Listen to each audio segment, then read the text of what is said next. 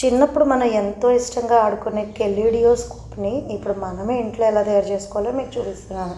మీకు గుర్తున్నట్లయితే బొమ్మరిల్లు మూవీలో హహహాసిని షాపుకి తీసుకెళ్ళి మరీ సిద్ధార్థ్ చేత కొనిపించుకుంటుంది.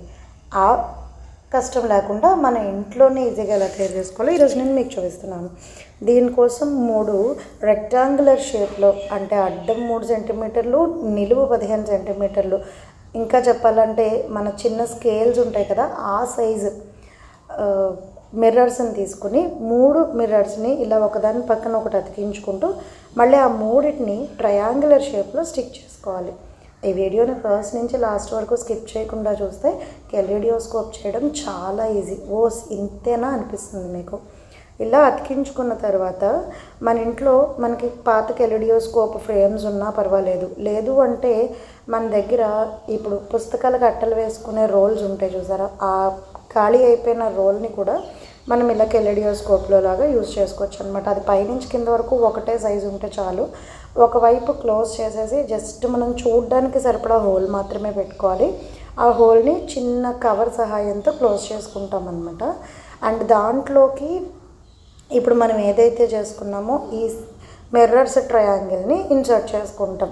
ఒకవేళ అది మీకు కొంచెం పెద్దదైతే కనుక మీరు ఏదైతే గొట్టం వాడతారో అది కొంచెం పెద్దది తీసుకోవాలి.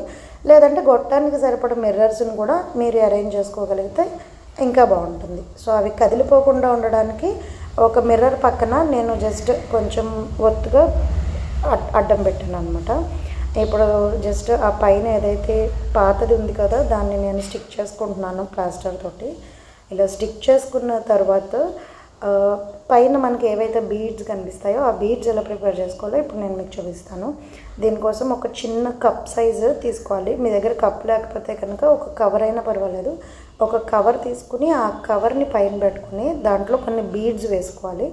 దానిపైన ఇంకొక కవర్ తోటి క్లోజ్ చేసేసుకుని ఆ రెండింటిని అటాచ్ చేసేసుకోవాలి. లేదంటే ఆ బీడ్స్ అన్ని ఈ కెలిడియోస్కోప్ గొట్టంలో పడిపోతాయి అన్నమాట. మనం చేసే ప్రాజెక్ట్ వర్కౌట్ అవ్వదు. ఆ తర్వాత దానిపైన మళ్ళీ ఇలా ఒక సర్క్యులర్ షేప్, మనం ఏదైతే గొట్టం వాడామో దానికన్నా కొంచెం పెద్దది దీనికి సెట్ అయ్యేలాగా క్లోజ్ చేసుకుని ఆ రెండింటిని అటాచ్ చేసుకోవడమే. సింపుల్గా కెలిడియోస్కోప్ రెడీ అయిపోయింది. చూసారు కదా, మీరు కూడా ఒకసారి ట్రై చేసి ఎలా వచ్చిందో నాకు కామెంట్ చేయండి.